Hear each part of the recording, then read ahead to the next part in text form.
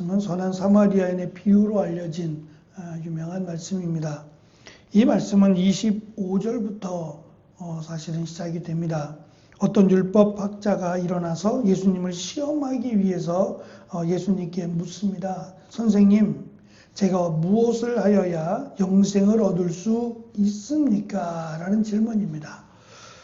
이 질문이 정말 궁금해서가 아니라 예수님을 시험하기 위해서라고 말합니다. 다시 말하면 이미 자신이 갖고 있는 어떻게 하면 영생을 얻을 수 있겠습니까에 대한 답을 갖고 있다는 얘기입니다.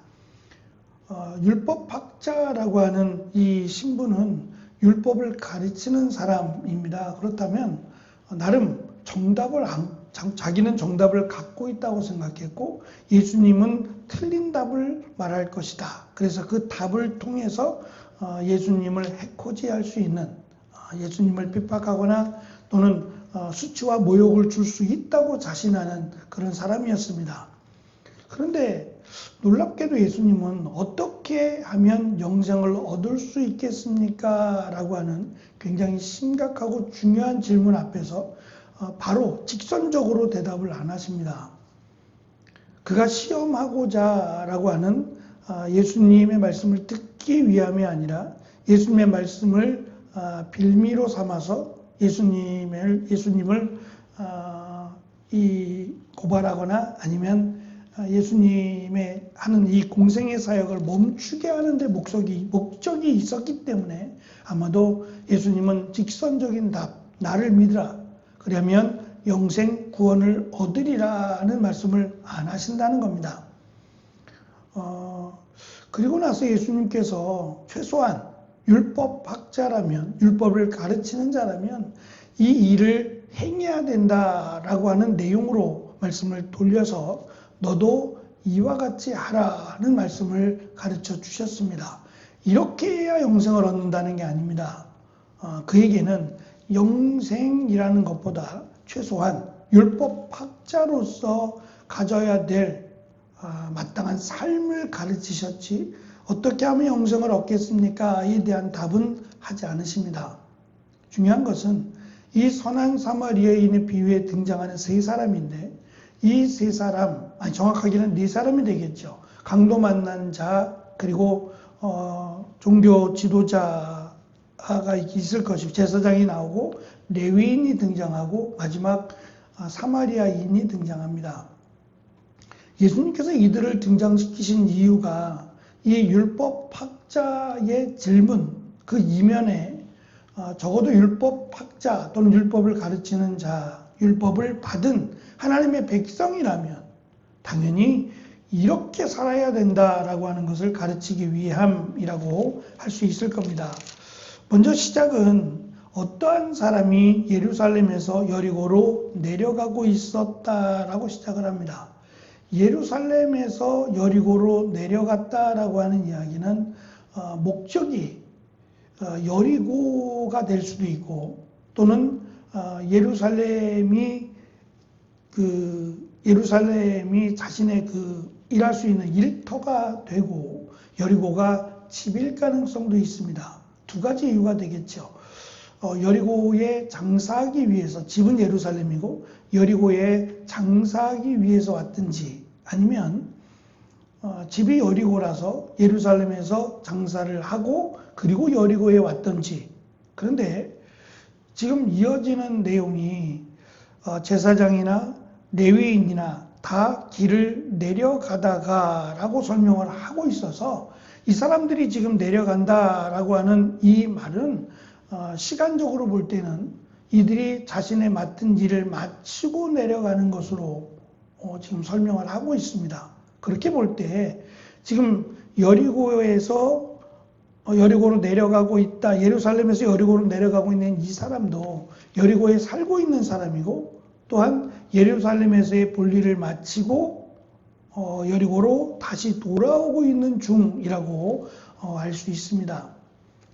또한 여리고라고 하는 이 도시가 처음부터 이 부유한 도시는 아니었습니다. 시간이 지나가면서 이스라엘 백성들이 포로로 끌려갔다가 돌아오게 되면서 이 여리고라고 하는 분지인데요. 이게 낮은 지형인데 또한 이 지형이 종려나무의 도시로 알려진, 그러니까 물이 있다는 얘기입니다. 물이 다른 지역에 비해서 풍부하기도 하고 농사도 잘 되고 또한 이 무역으로서의 어떤 통로 역할을 하던 동네다 보니까 다양한 무역품들이 많았고 또 수입 수출을 하는 이들이 많다 보니까 이 지역 자체가 갑작스럽게 부자가 된 동네였어요.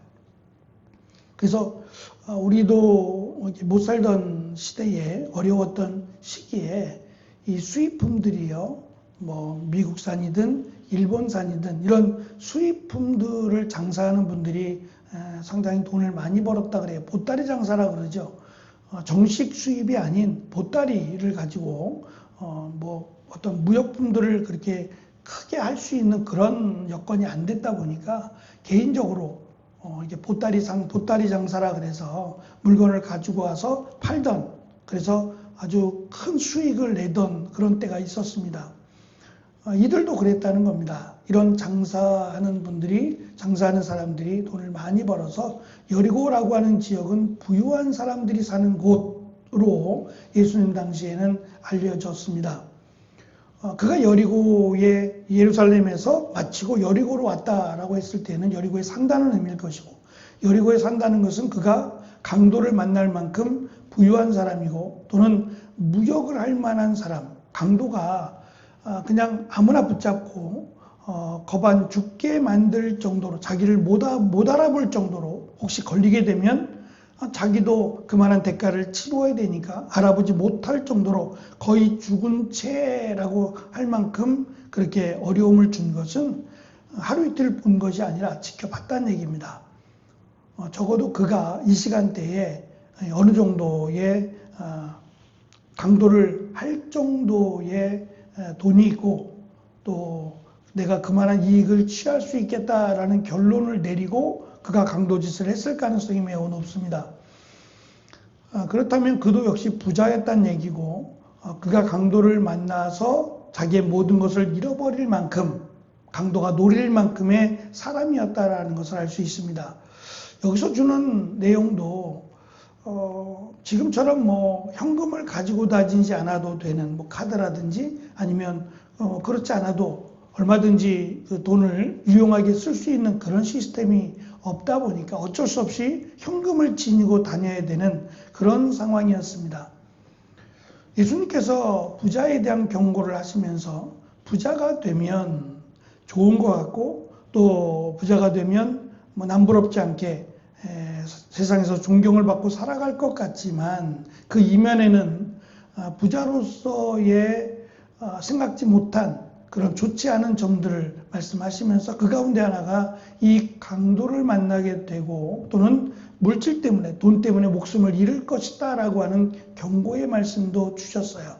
그러니까 이 말씀 또한 지금 이 질문을 한 율법학자라고 소개하고 있는, 우리가 생각할 때는 하나님의 말씀을 가르치는 자니 그는 부유한 것과 상관이 없다라고 여길 수도 있어요. 만약에 그랬다면 예수님은 이 강도 만난 자 사마리아인의 비유를 들지 않았을지도 모릅니다.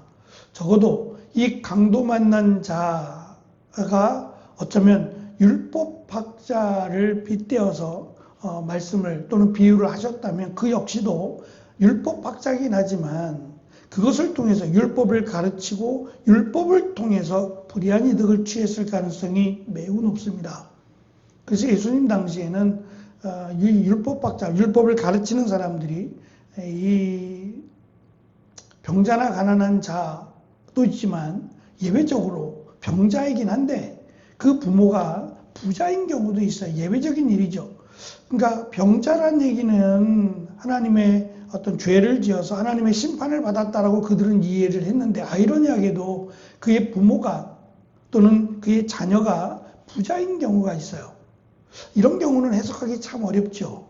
부자는 하나님의 복을 받은 사람인데 그 부자의 가족이 병자다라고 할 때는 뭐라고 딱 부러지게 이야기하기 참 어려운, 그래서 치료 중이라고 하는 이 합리적인 자기의 방법들을 취해왔습니다. 그렇다면 병자지만 가족 가운데 부자라면 그는 치료 중 또는 회복 중이라고 하는 말도 안 되는 핑계를 삼아왔고, 그것을 빌미로 치료 중이라고 하는 빌미로 기도를 받아왔어요.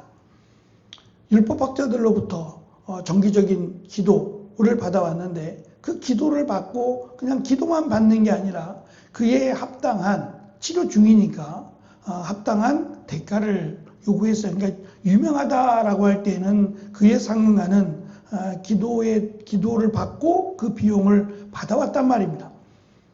그러니까 이렇게 해서 율법학자들이 부당하게 취한, 율법을 통해서 부당하게 취한 이득으로 부자가 된 경우, 어쩌면 그도 이 여리고에 살았을 가능성도 매우 높다는 겁니다. 그러니까 이 강도 만난 자가 누군지는 알 수 없습니다. 어떠한 사람이라고 소개하니까 이름도 밝힐 수 없는 그 이야기는, 우리가 부자와 나사로, 누가복음에 특별히 부자와 나사로를 설명하면서 이 부자의 이름을 밝히지 않습니다. 어찌 보면 부자의 이름을 밝히고 병자 거지의 이름은 밝히지 않는 것이 상례입니다. 그래야 맞는 건데, 반대로 부자의 이름은 밝히지 않고 거지요 병자인 이름을 밝혀서 나사로라고 밝힌단 말입니다. 굉장한 역설이죠.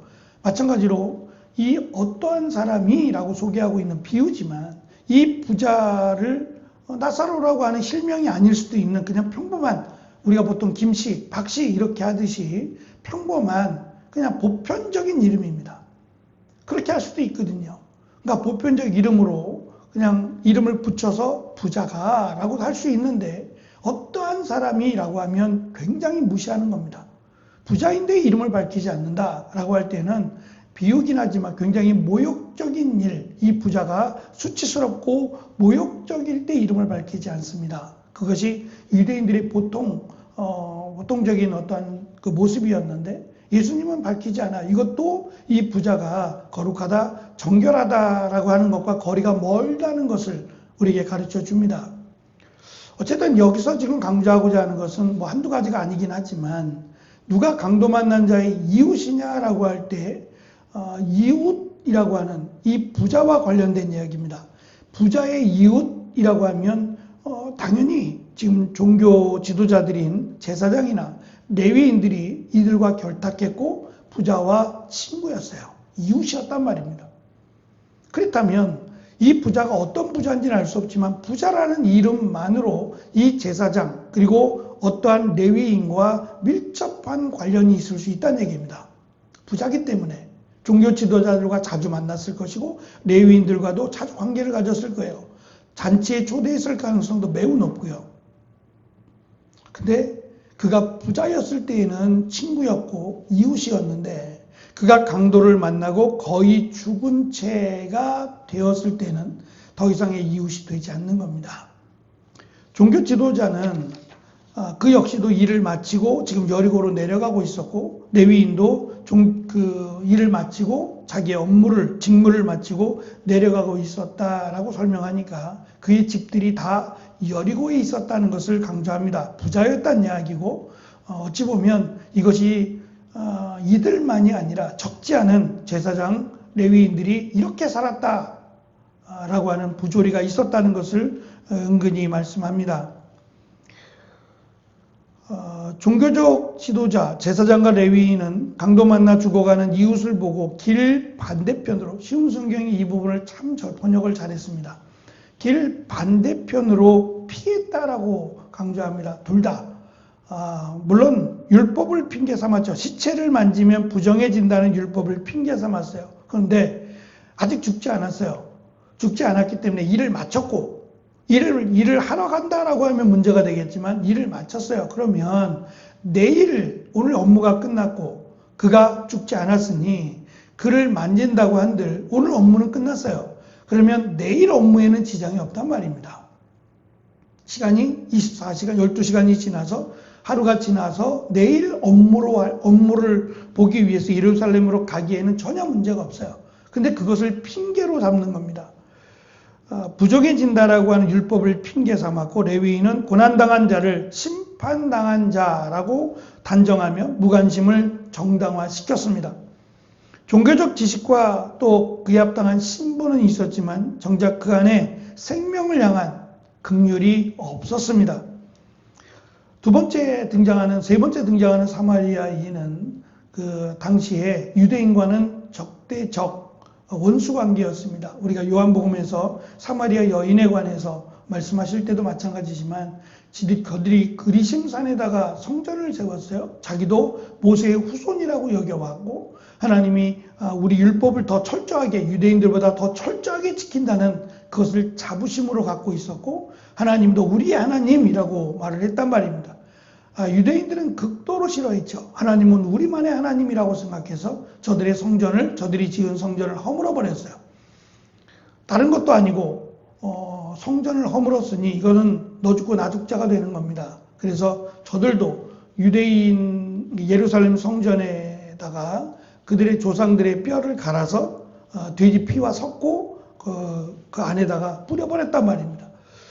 서로 이제 건들지 말아야 될 영린이었습니다. 건드렸단 말입니다. 그래서 반드시 저들이 죽거나 우리가 죽거나 둘 중에 하나 이런 관계였던 사람인데 그 사마리아인도 그 길을 지나가다가 그를 보게 됩니다. 그리고 그는 길 위에서 불쌍히 여기는 마음 그 하나의 이유로 율법이 그것을 가르치고 있으니까 원수지만 율법을 지키는 사람으로 율법 때문에 멈추고 그를 불쌍히 여깁니다. 율법이 가르치는 거니까.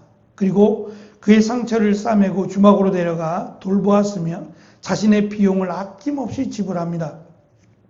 어떤 이득도 기대하지 않은 채 율법 때문에 율법이 가르치고 있어서 율법 때문에 그는 실천을 합니다. 예수님은 율법사에게 묻습니다. 누가 강도 만난 자의 이웃이냐? 그는 사마리아인이라고 말하지 못합니다. 사마리아라고 하는 그 말을 담을 수 없어서 자비를 베푼 자니이다 라고 돌려서 말합니다. 그때 예수님은 너도 이와 같이 하라 라고 하는 짧은 말씀 하나였습니다. 그렇게 해야 영생을 받는다는 게 아니라 적어도 율법을 가르치고 적어도 율법을 지키는 자라면 율법이 가르치는 사마리아인이 했던 적어도 그러한 행동은 해야 한다는 답을 주셨습니다. 만약에 율법을 지키고 율법 가운데 살아간다면 율법은 우리를 예수님께로 인도하는 몽학선생 역할을 해줄 겁니다. 그래서 예수님은 너도 이와 같이 하라 하는 말씀으로 답을 주셨지만 그가 정말 그와 같이 하고 예수님 말씀대로 했다면 예수님께로 올 수 있는 길을 말씀하셨다라고 생각할 수 있습니다. 이번 사순절 종교적인 형식이나 바쁜 일상을 핑계로 강도 만난 자를 외면하지 않도록 그래서 성경이 가르쳐주는 사랑하라 라고 하는 이 말씀보다 적극적인 말씀일 겁니다. 원수까지 또는 내 몸과 같이 라고 하는 이 말씀 앞에서 그것이 단순한 말씀에서 끝나지 않고 우리가 실행에 옮길 수 있는 은혜의 시기가 은혜의 기간이 되는 축복의 하루가 되기를 축원합니다. 기도하겠습니다.